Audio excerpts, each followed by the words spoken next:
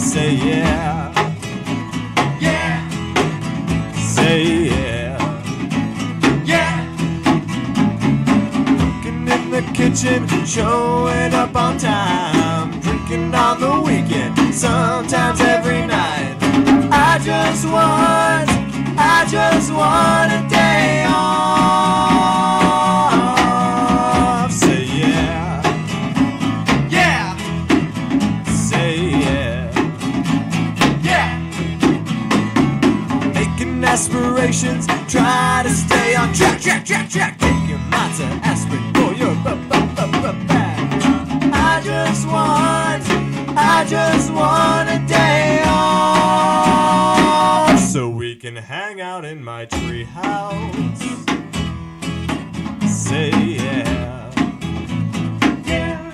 We can hang out in my tree house. Say yeah.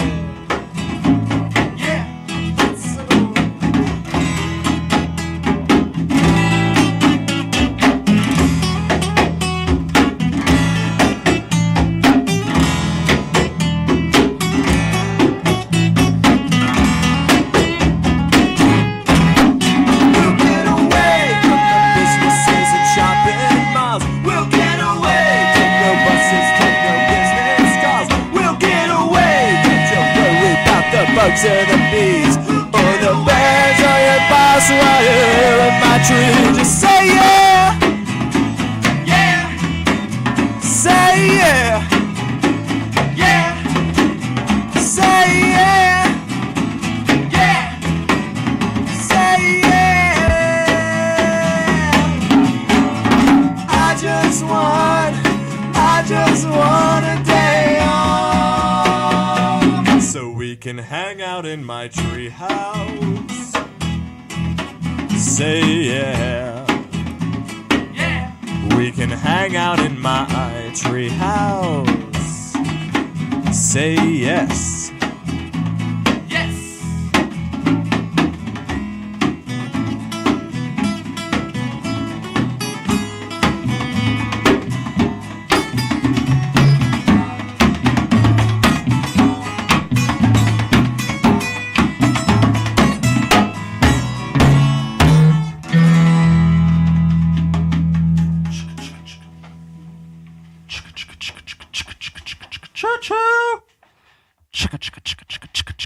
Choo-choo. I feel like I'm giving the same intro that I did on Friday because yet another train has gone off the rails. This time, it's not Kennywood Park. This time, my friends, it is right in the south side, on the south side of the city, right by Station Square at the T Station. Thanks so much to Chase and the Barons for leading us into today's show. We're going to be talking with them a little bit later, including their new single, Intoxicated, which they're going to play at the end of today's program. But a train has gone off the rails right here in Pittsburgh. Not the first time this week, well, within a week's time, but the second time. The first time at Kennywood Park, the second time right here in the city. There's a great meme going around which shows Thomas the Train at the south side because apparently anywhere he goes, it goes off the racks. There's a crazy picture, too, that's out there. Several pictures are going around the internet talking about this train. It's gone off the rails. It's crazy. It's crazy. And we have an eyewitness who's going to be on the phone right here in a minute. I'm Brian Crawford. This is River Talk. This is the River's Edge Radio Network. If we can get this plugged in here, the caller, we have an eyewitness. We have two eyewitnesses calling in who are going to be talking about the wreckage. It's insane. The train went off the tracks and landed on the T tracks. So all of those people, all of those privileged, spoiled, public transit kings and queens in the South Hills will have to take a bus like the rest of us. And we're going to talk about public transit in the city and the need to expand, and maybe with the cries of the privileged in the South Hills whining about not having the access to the T, maybe the city will realize how important the service is. Right now on the phone we don't have Frank. He hung up. What's that? My phone did a thing. All right, we don't have Frank. Frank, if you're listening, call us back. I'll give him a message here. I want to hear your thoughts. I want to see the T expanded, and I think that we will see what a lack in T service means to certain people in the community. See if we can get Frank on the phone. We have 2 eyewitnesses who will be calling in. One of them is Frank. He has seen the wreckage. He was there minutes after the train went off the tracks. Did you see the derailment? Do you have pictures? I didn't get to see the derailment. Wait, we've got Frank on the phone? I was coming down. Hold on. Is Frank? Is this Arlington Frank? Avenue. Cut him off. Is this Frank? Yeah, this Frank. is Frank. Okay, we've got Frank here. He's on the phone. Frank, you were there. You were there minutes after the train went off the tracks, weren't you? Yes. What did the scene look like there? Well, I was coming down Arlington Avenue right before Carson Street, and I could see the train over to Russell right before Carson Street. So I see a puff of smoke going up in the air, and I see a few people looking up. So as soon as the light turned green, I went through the intersection of Carson Street right before the gas station. I looked to my left, and I seen the train on the streetcar tracks right before the T station. So I immediately pulled into the gas station, put my live video on, and took a walk over. Wow, that's crazy. It was nothing like I ever seen. I never seen anything like that before. That was the first time I ever seen a train derailment. I couldn't believe what I was seeing. What did the scene look like near the train? Were there people there? Were there people scurrying around and trying to contain the situation? What did it look like on the ground? Well, there was only people, bystanders looking. There was no emergency personnel yet. And so when I walked down with my video, the fire department pulled up, and you can hear a little bit of crackling, like by the wall where the train was being held up before it hit Carson. And immediately the firemen come running down and tell everybody to get back and get away from the wall, and they hurry up and shut down Carson Street. Wow, that's crazy. How much damage did it look like from your perspective? I'm looking at the pictures, and it looks horrible. I feel like the T's probably going to be down for a little while. Oh, yeah, and I went up above, too, and the tracks are mangled. I got a few pictures from up above on Sycamore Street. Yeah, the T's going to be down for quite some time, I'm sure. The wall going down to Carson Street, I thought it was going to come through, and they weren't going to end up on the street. Wow. Now, do you take the T, or are you a T rider? No, not really. My wife was on the way downtown when we saw it. Yeah, I feel like this is going to cause a traffic nightmare from the South Hills. Do you drive down 51 very often? No, I live out in Baldwin. Okay. So you live out that way, and you know the traffic down there is pretty horrendous as it is, right? Sure, yeah. I'm sure this is going to be a nightmare for days to come. Yeah, I don't even know what they would do to handle that situation, how they're going to clean it up. Now, you were there for a while. You saw the fire trucks come. You saw emergency personnel come in. Did they just contain the scene? Did they start moving anything while you were there? No, I couldn't really see what was going on because they made us all get back. And by the time where they pushed us back to, I couldn't really see anymore. So, and my car was I wasn't parked illegally, so the fire truck started pulling around and emergency vehicles was pulling around my car. So I wanted to get out of there. So I didn't stay only about maybe 15 minutes. So they moved pretty quickly. They got there almost immediately. Yeah, about 3 minutes after I arrived, yeah, they were there. Wow. That's insane. So from was there anyone near or on the tracks? Was the T anywhere near this train when it went over? Do you think anyone got hurt? No, there was no one hurt. And they already have trucks lined up down by Station Square. And they're supposed to build a crane, and they're going to lift the trains up over the fence and load them onto some trucks and get them out of there. They said they should have it cleaned up within 72 hours. Wow, that's really quick. All right. Yeah. Well, thank you, Frank. I don't think the T station's going to be up and running in 72 hours. Yeah, they probably need to do a lot of cleaning around the area and make sure it's secure and everything else. So that's wild. Do you think, from your perspective, did it seem like it was an infrastructure problem? Were you able to tell, or do you think it was just a freak accident? Yeah, I think it has a little bit of what you said. Infrastructure issues. Definitely, they're going to have to do some repairs. They're going to have to do some repairs. Yeah, it's crazy. It's a shame that it got to this point, isn't it? Another 20, 25 feet. there was passengers waiting for the T on the platform. That another 25 feet that happens, and that's crushing that platform. And I'm sure somebody would have got injured. It could have been a huge disaster. Really, that's a good point. If it was just a few more feet down, we would have had a lot of lives that probably would have been lost. So that's a busy T station because it's really the last stop before you get into all of the different areas in the South Hills, the red line and the blue line. It's really the last stop in the city before it splits out. So it's a busy T stop to begin with. Yeah, it's amazing. Thank God nobody was injured or killed. Yeah. Thank you so much, Frank. I appreciate your perspective, and I'm glad that you were there on the scene and were able to get an eyewitness experience for us here on River Talk on the River's Edge. That's Frank. Thanks so much.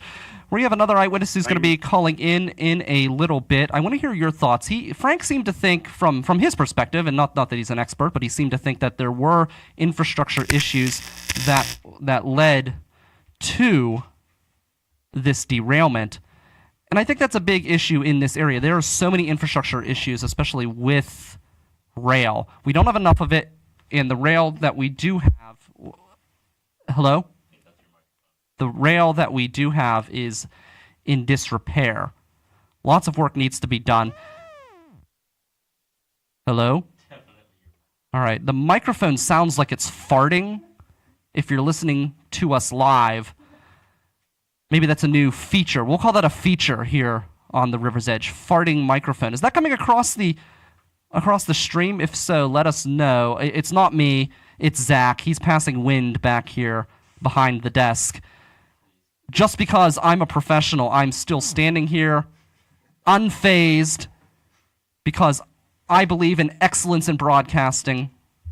So Brian Crawford right here behind the mic, unfazed from Zach passing gas. I could survive. If I could survive that, then these people in the South Hills can survive a worse commute. But I think... Can you mute my mic for a second? Bring it back. All right, there we go. All right, see if that helps out at all. I want to hear your thoughts on the train derailment. Were you there? Did you see the wreckage? Let us know. You can text us at 412-407-2PGH. You can tweet me at RiverTalkPGH or let us know in the Facebook Live chat line at RiverTalkPGH or on the website chat where you can watch us live every week. And that is at riversedgepgh.com/live. Don't forget, we are streaming local music 24 hours a day, including bands like Chase and the Barons, who have signed up with the network and they had forgotten, but it turns out that they are on the network and they are in rotation. We're going to hear more live music from them during today's broadcast. And you can also listen to us via the Echo, your Amazon Echo. Just tell it to play the River's Edge station on TuneIn, and you can listen to us there as well. I tried to do it with Google Home, the Google Home device, to play the River's Edge. It doesn't work. So until they get that fixed, I'm going to say Alexa is by far the superior of the home assistants. That's my thoughts. Hello? All right. We're going to try to switch out mics in the next song, but we do have possibly another eyewitness calling in, Frank. But I want to hear your thoughts. It's disturbing to me that we don't have enough running in every direction. That to me is disturbing. The T needs to expand in all points. I've said that before. The rail infrastructure is there. Right now they just put forth a big expansion to the busing system in Pittsburgh, a rapid bus transit out to Oakland. And I'm glad that they are putting that investment into public transit, but it's all wrong. It's the wrong investment. They already have put in the infrastructure to run the T to Oakland, but instead they're putting in more busing. Busing is not the answer. More T, we just need to design it so we don't have other trains crashing on it. It's been such a weird year in Pittsburgh transit. Just for Pittsburgh in general, things keep falling over. So today we had a train that fell over. It fell onto the tracks of another train. This spring, Route 30 fell over, if you remember. Right here in Millville, a few houses almost fell over. The land fell over onto some houses. Everything's falling over. Floods everywhere.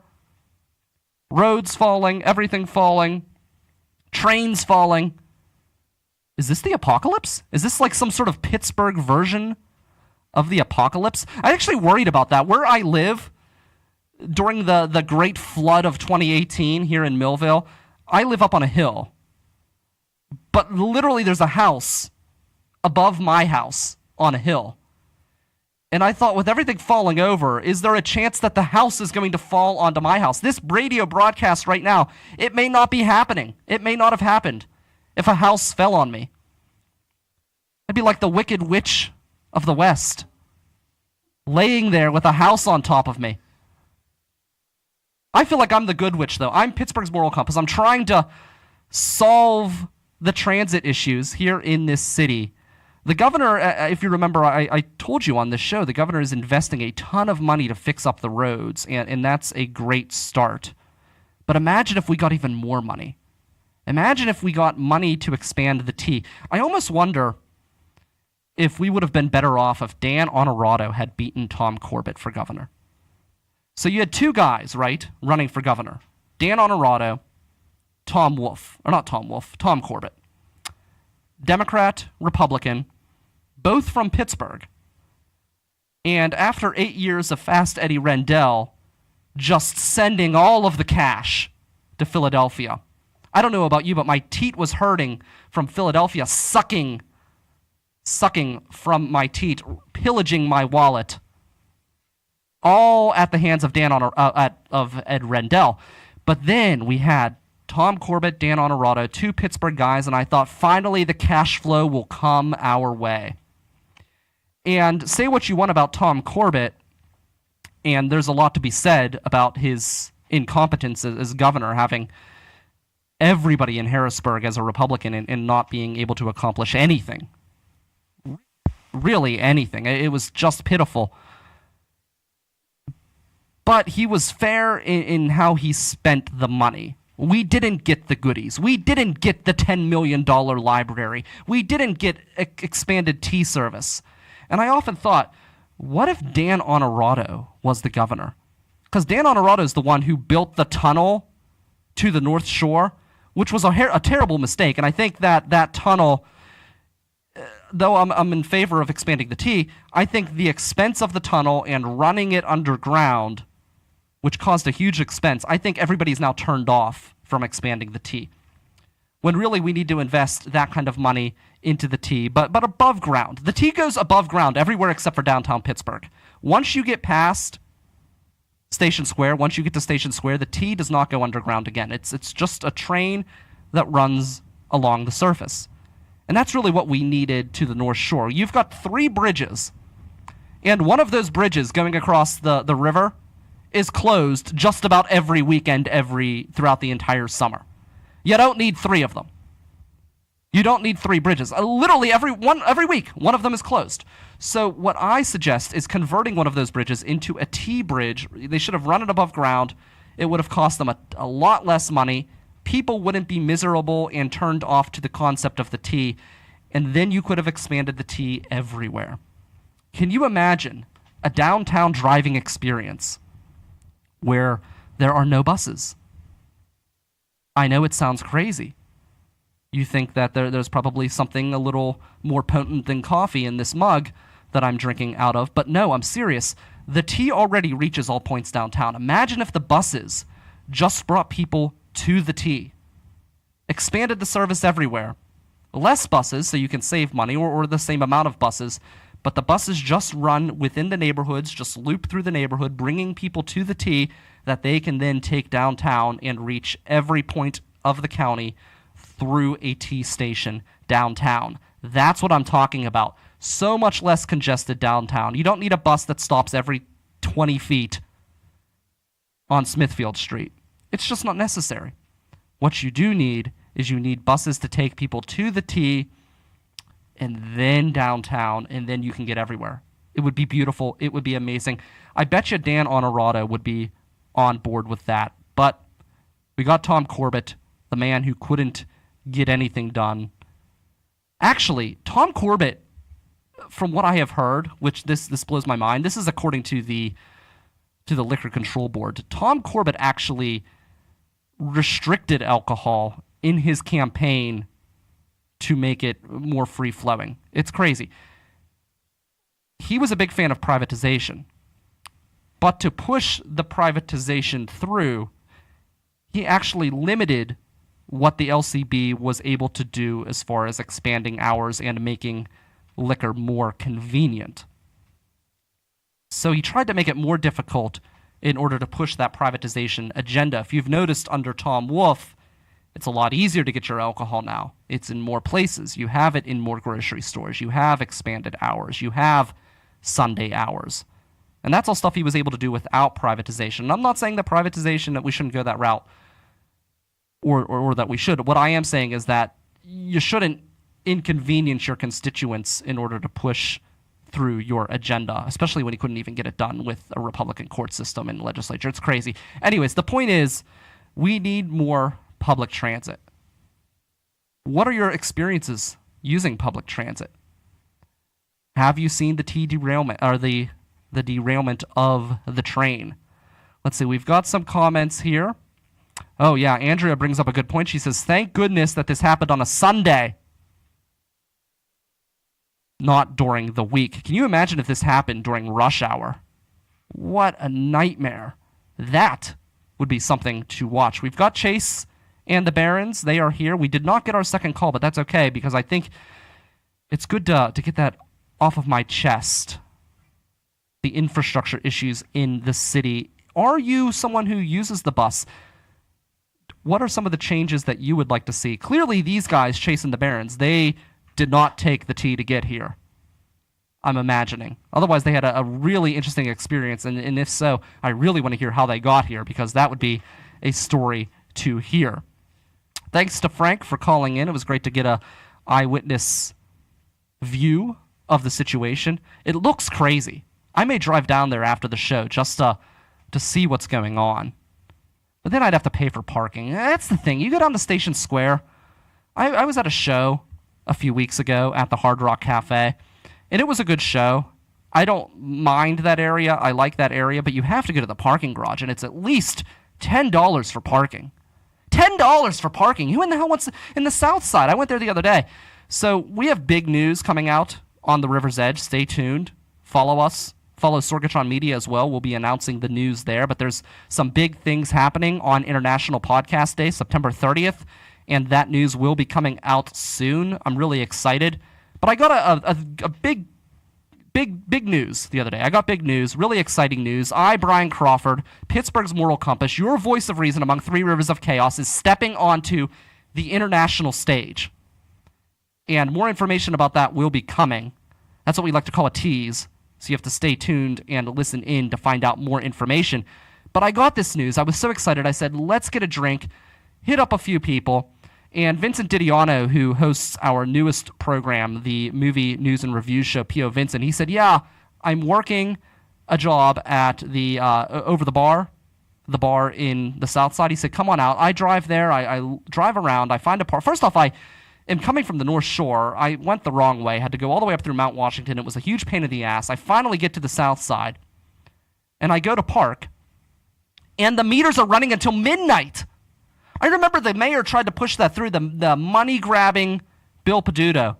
He tried to push this through before, and the people stood up, and they fought against it, and all of the meters continued to end at 6 p.m. Well, apparently he went around our backs when everything quieted down, and now metered parking in the South Side runs until midnight. Midnight! Can you imagine paying for parking all the way until midnight? For street parking, nonetheless. So that's the last time I'm going to the South Side. That's for sure. I don't pay for parking. I'm a big believer. I will walk several miles to avoid paying for parking. And that's why I want the T to all corners of Pittsburgh, so I don't have to pay for parking. Help me live my dream of not having to pay for parking anywhere in the city. 412-407-2PGH. You can text us your thoughts. We also will read your comments here on the live feed and, of course, on Twitter at RiverTalkPGH. Thank God no one died. That's the big thing. That's the silver lining. No one died in that T accident. But if they did, we've always got Hahn Funeral Home, the only family-owned funeral home here in Millville, standing by with the best service you can find from any funeral home in Pittsburgh. That's Hahn Funeral Home, known for the green burial. Hahn Funeral Home right here in Millville, the only family-owned funeral home in Millville. I'm Brian Crawford. Right after this great song, we've got another song from Chase and the Barons. And after we hear that, we're going to roll into the weird news. And that's right here on River Talk at riversedgepgh.com.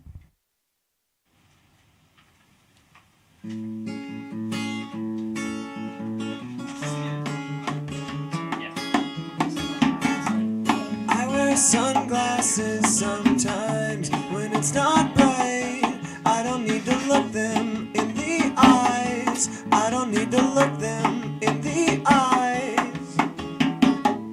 I wear gloves upon my hands. I don't know why. I don't need to keep my fingers dry. I don't really need these. No. There's something left to learn from all these artifacts I've earned. There's something left to learn.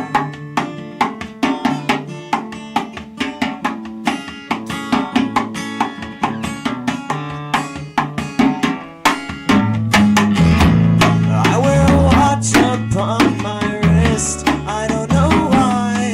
I just keep on losing track of time after time after time.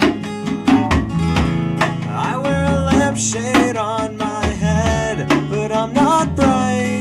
Maybe if I studied, then I might be, but I never studied. No. There's something left to learn from all these artifacts I've earned. There's something left to learn within the ambient unheard.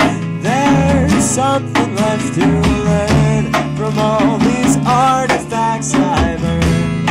I'm losing track of time.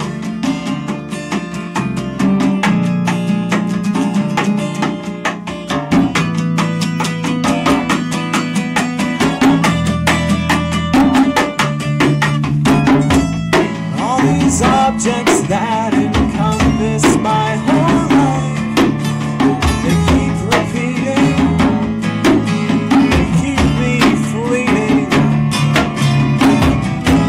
As the flames inflame these objects of my life, such a peaceful feeling keeps my heart beating.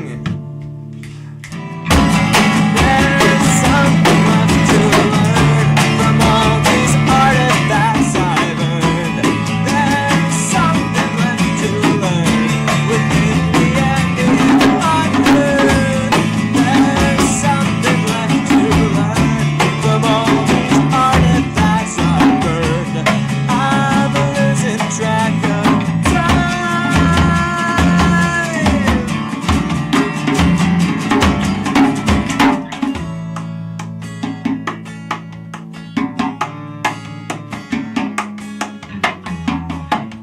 I wear sunglasses sometimes when it's not bright. I don't need to look them in the eyes. I don't need to look them in the eyes. Chase and the Barons here on the River's Edge Radio Network. Brian Crawford, always fantastic. Great music. We've had them in rotation for quite some time.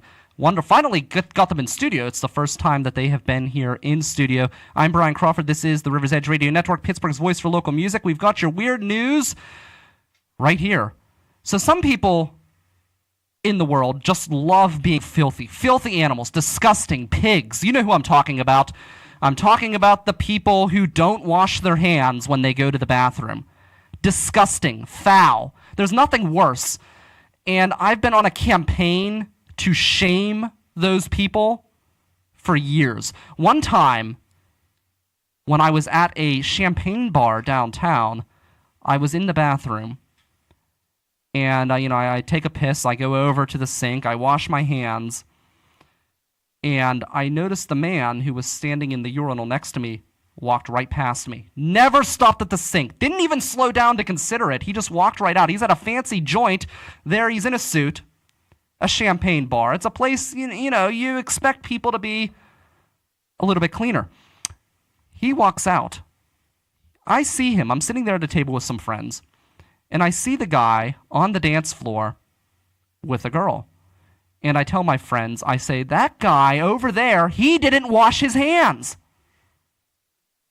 My friend says, one of my friends who's sitting at the table, he says, well, why don't you say something about it? So I did. I stood up. I walked over onto the dance floor, and I looked at her. I looked at the girl he's dancing with right in the eyes, and I pointed at him, and I said, he didn't wash his hands. And then I walked back to my seat. Next thing I know, I see this guy walking past me, beelining it right to the bathroom.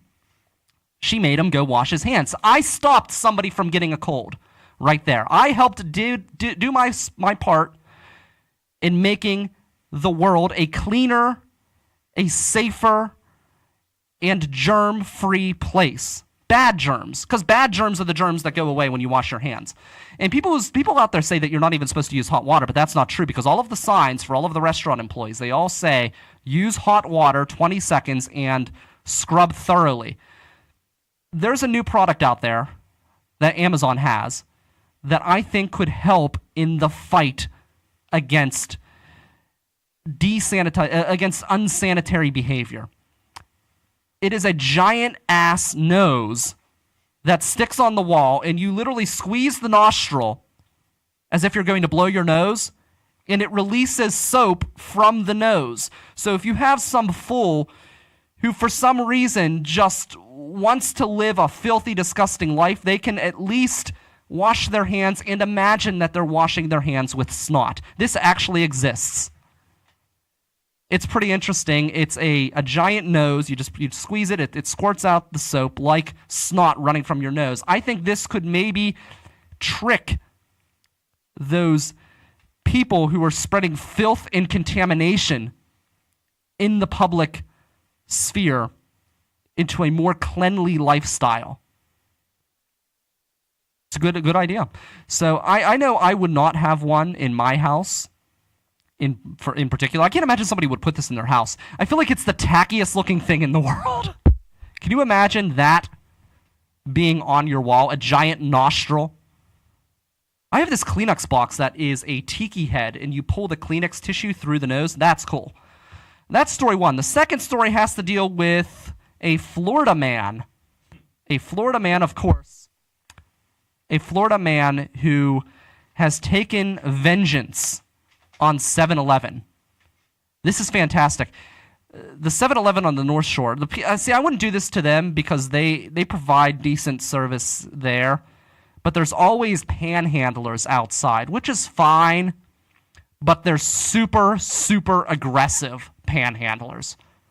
They'll ask you for something, and I get to 7-Eleven, I throw open the door, shut my door, and run as if I'm late for work. I could be 15 minutes early, but I'm running as if my life depends on it, because if you act like you're really, really busy, they're less likely to hassle you.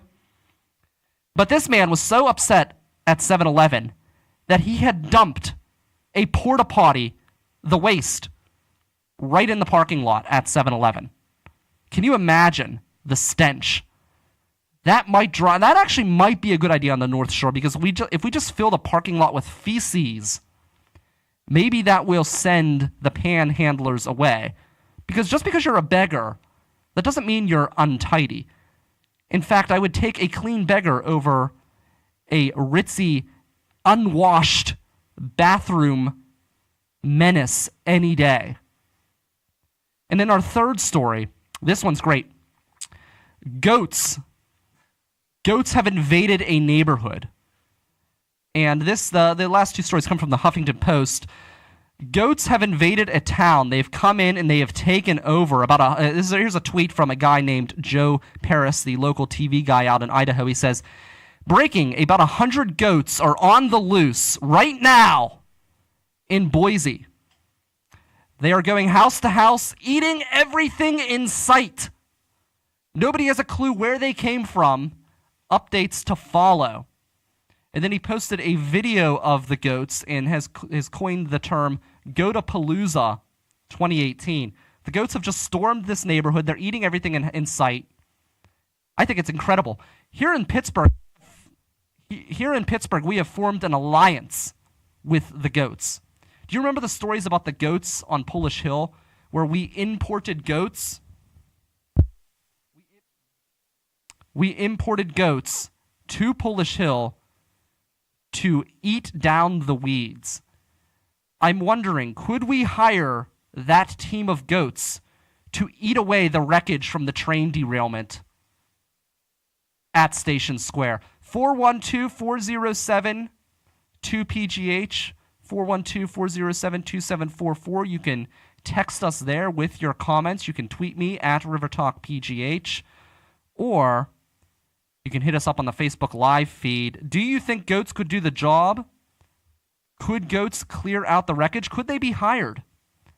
I think it is a great opportunity. Maybe we could hire the goats from Boise, Idaho, because they mean business.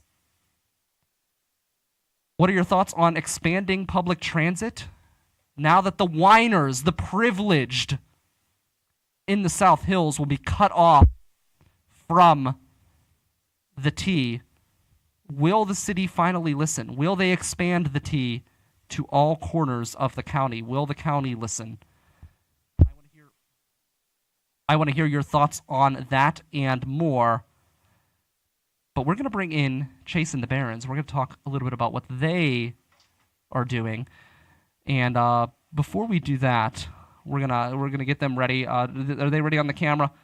For those who are viewing, this is the River's Edge at riversedgepgh.com. I'm Brian Crawford. This is River Talk. And we're going to go through, each of you, just mention your name, who you are. Wait, can we hear them?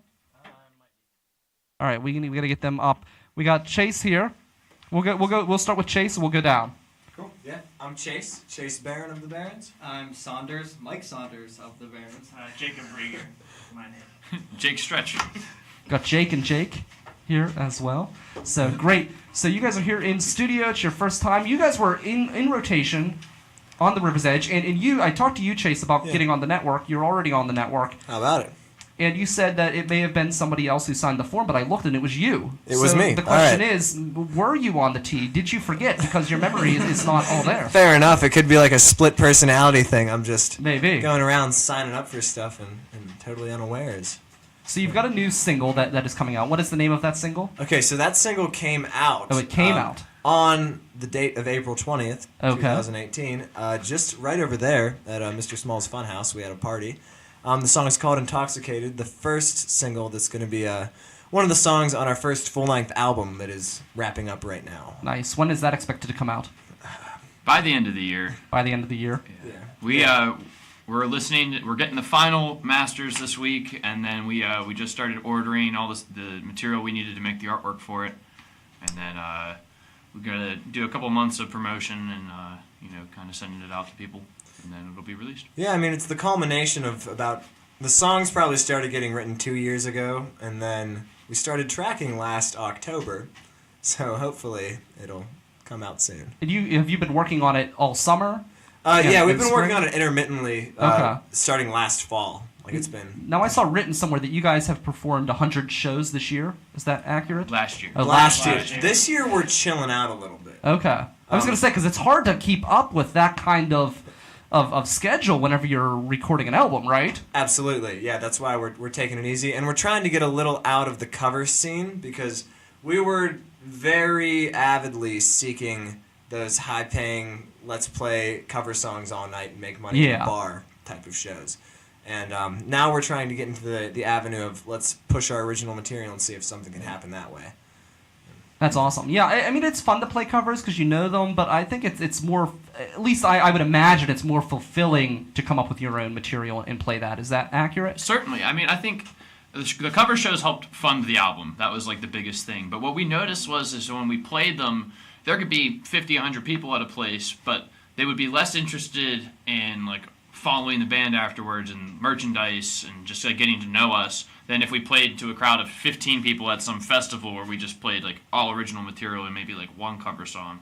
So like that kind of opened our eyes and like, well, we don't like this group in particular doesn't want to just like be covers now. We'll do that if we end up wrapping up ever, but we want to gear towards original material only. So yeah, I just think it's so cool. There's nothing against covers. I think having a good cover isn't a bad idea to throw in your repertoire. I know a band that was associated with this network, kind of. Jonathan Kilback, who is one of the managers for the Metal Edge, he was in a band, The Existential Gentlemen, and they did a cover of Sweet Transvestite. And it just came out of nowhere. Yeah. And it was hilarious, especially if you're a Rocky Horror fan, to hear that come out. Yeah. Now that's a cover with some passion behind it. Like they wanted to do that. It was, and it was unique too. They did it in a way that was not like the original. And I remember I would go to their shows, and I'm somebody, I always want to hear the original stuff because I can hear, if I want to hear covers, I can pull out an album or turn on the radio, and I always want to hear what is coming out from the bands themselves. But that was one of the few times where I would go to their show and I'd be like, play Sweet Transvestite, because it was great. Yeah, I mean, that's a cover with like a certain new flavor. I mean, that's like a passion project of a cover. We have a couple covers like that we will play at the shows that we want to play original stuff. We'll throw in like Psycho Killer. Like that's the first song that we played together as a group, and it takes on a new life and has like a very kind of weird history with us, and that's one of those exception to the rules covers. Yeah. There's a little more emotion behind it than a typical I'm playing this to appeal to the drunk people at the bar cover. Yeah. And there is something that, I mean, sometimes people do want that, like especially I think if they're at the casino or something like that. People aren't there for a show. They're there to gamble, and it's nice to have something in the background. But yeah, for a show where you're there as a performer, I think having the originals is great and getting people into your stuff. So tell me about this album. Tell me about the songs that are on the album. You guys have been working on it for a while now, as you've said. Yeah.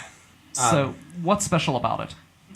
A lot. I mean, it's the first and biggest like long-term project that we've worked on as a band. This thing, the songs started to get written as long as 5-6 years ago. Yeah. So it's songs that we've been playing forever.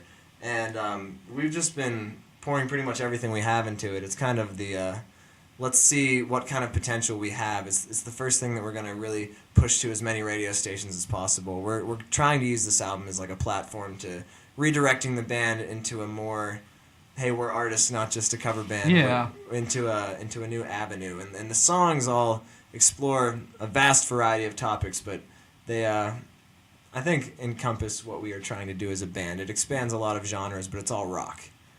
Well, when I was reading up on some of the things that you wrote about yourself, and it seems like, at least from your perspective, Chase, that this was originally a hobby, and it's turned into something so much more. Yeah, I mean, it started out as fun. It started out as me pretty much needing a place to hang out in between semesters because I had to go like a summer long without. Where were you going? So I went to school at Point Park University, and that's where I met Jake. Yeah. So we met, and Chase was a singer-songwriter, and like I had a little home studio, and I'd been playing, and I got to know Chase pretty well through school. So he said like that summer, he's like, I've been working on material, I want to do like an EP, and so like you came over, we set it up, ended up doing like a full album, and we were like, let's add some drums to this. So I played drums, I played on the album, and it's like, well, I got a guy that can play bass.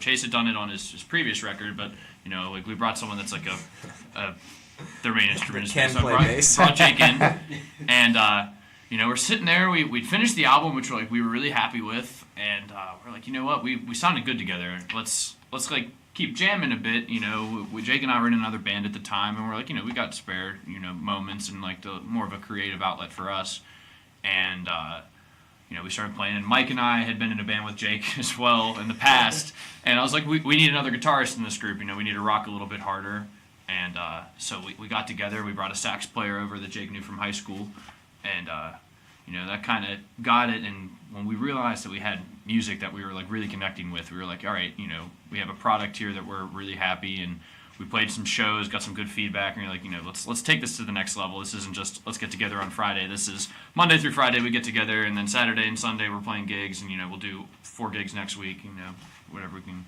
fit in.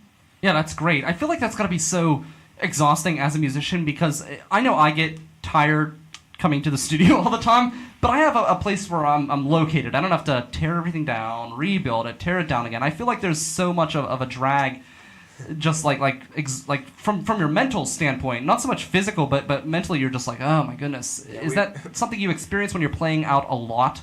We have an ongoing joke that we don't get paid to play music, but we do get paid to set up the gear. Yeah.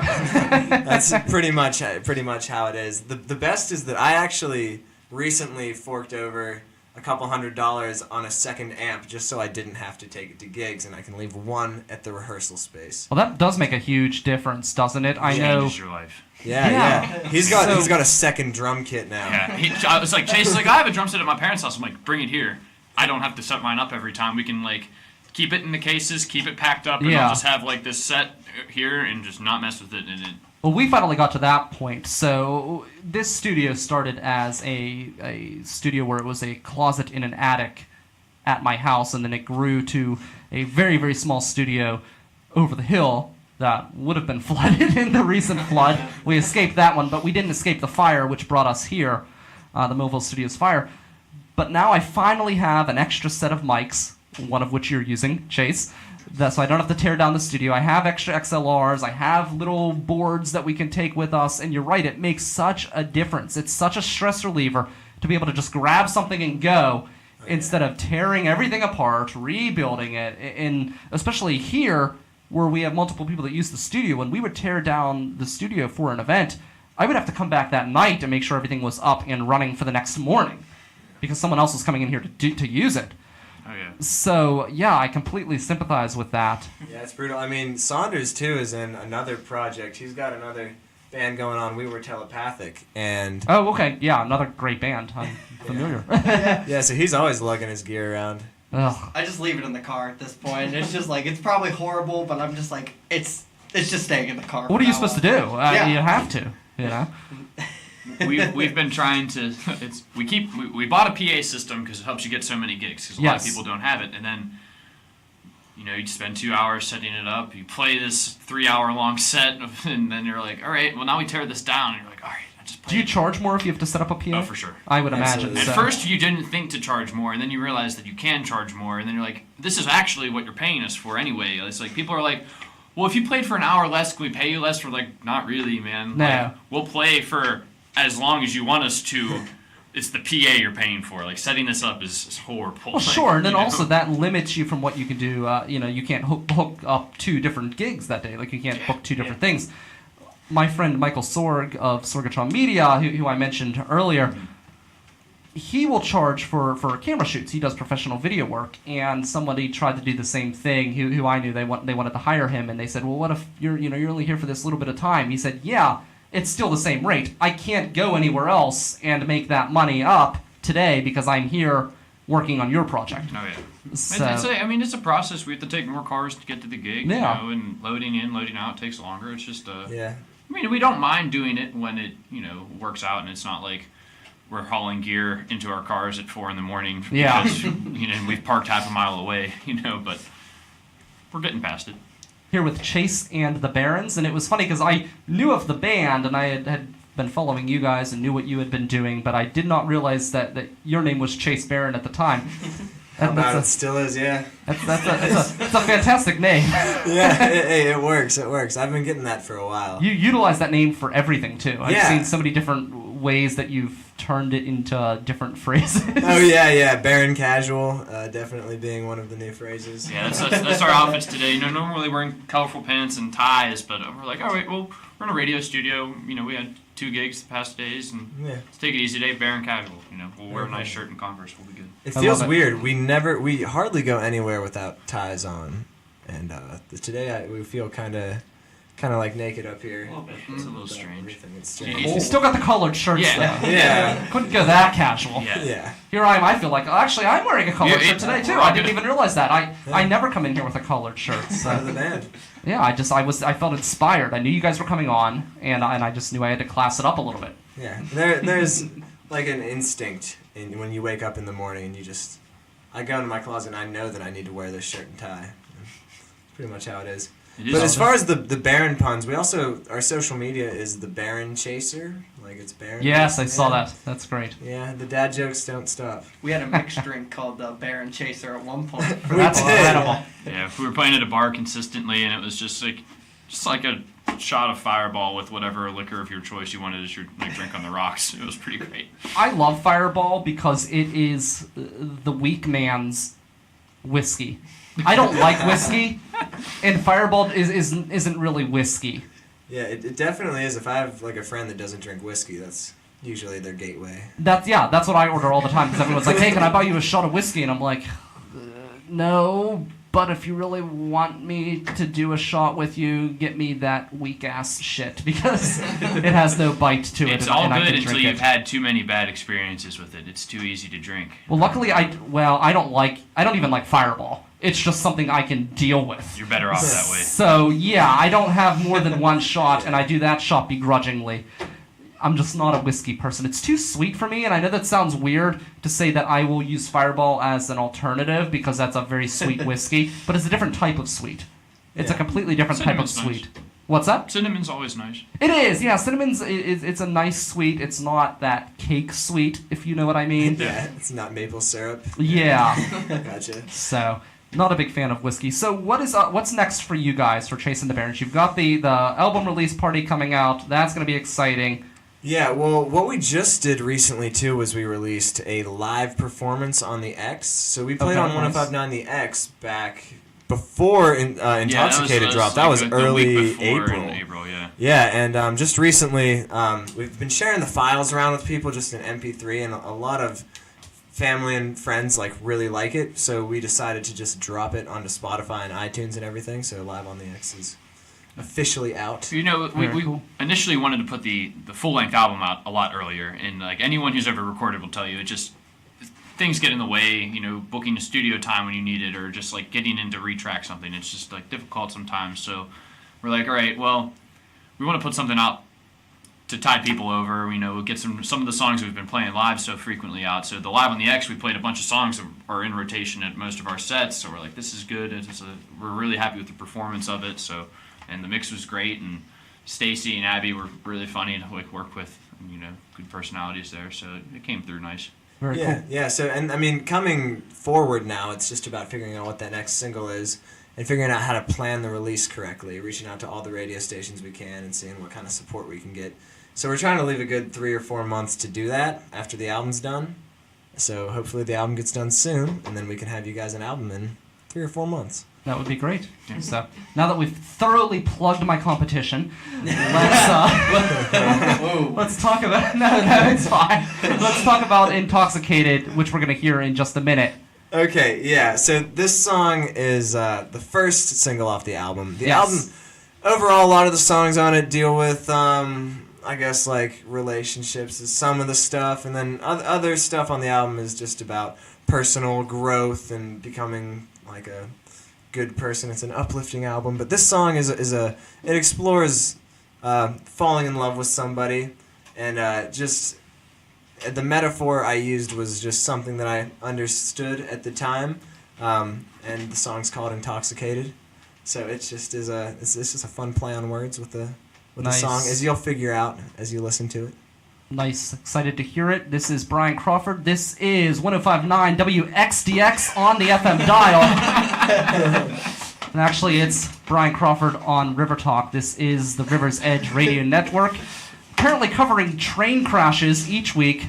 We'll see if we can get another wreck for you by Friday. Don't forget to stop out at Howard's Pub this Thursday evening. I will be there hosting their weekly open mic right before one of our new shows, Ya Jag Off, will be hosting the week following that. So the next 2 Thursdays at Howard's Pub are River's Edge open mic nights. Definitely stop out for that. I'll be reminding you on the River Talk page.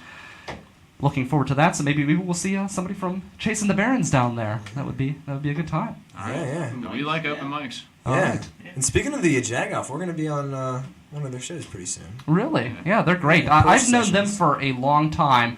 They actually were at our 1-year anniversary party down at the old Millvale Studios that caught on fire. It was great. That's the first time I had met them, and they came in like a storm. Oh yeah. They came in to perform, and they came in with like all of these people. It was like a whole posse comes in. They get up on stage. It was crazy. It was really great, though. It was a great show. They always bring in a good crowd, and we're so thrilled to have them on the River's Edge Radio Network every Thursday morning, 10 a.m., right here at riversedgepgh.com. Don't forget, you can listen to us on the 24-hour stream. This show will be airing tomorrow morning, and that's going to be, or if you're listening to it now, every Monday at 10 a.m., and then, of course, every Saturday at 10 a.m. as well at riversedgepgh.com. Pittsburgh's voice for local music streaming 24 hours a day. Also on the TuneIn Radio app, just search The River's Edge. I'm Brian Crawford. That's Zach Fell behind the board. I will catch you Friday night if you're watching the Facebook live stream at 6 a.m. with Jay Cooper. But I'll see you Thursday at Howard's Pub. This is Chasing the Barons with their new single, Intoxicated, right here on The River's Edge.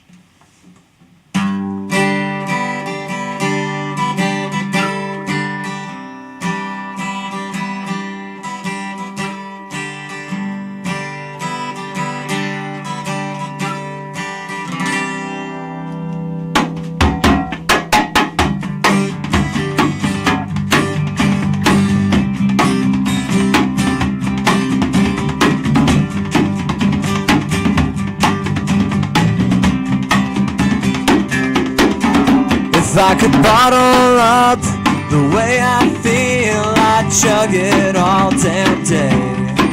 Store a barrel in my basement, drink all my nights away. If this feeling fit inside a seed, I'd plant it in my yard. Pack my pipe with that sweet leaf and get higher than the stars. I wanna get intoxicated. I wanna pass out in my shoes. I wanna get intoxicated on a sofa set for two. 'Cause darling, I'm damn intoxicated on you.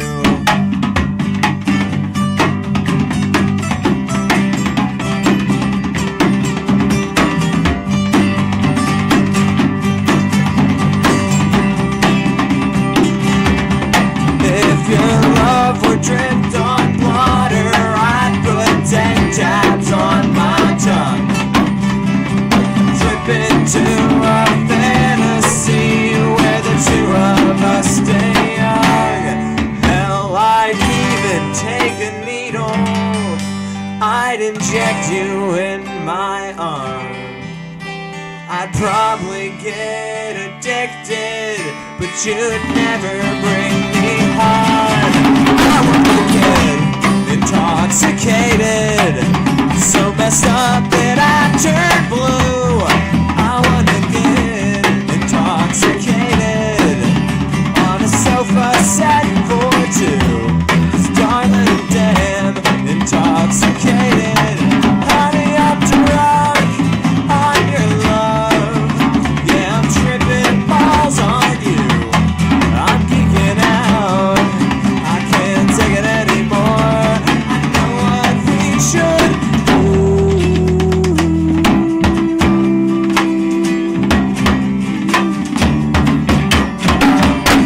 I think we should get intoxicated. You know the way we always do. Yeah, we're gonna be intoxicated on a sofa set for two. Darling, I'm damn intoxicated.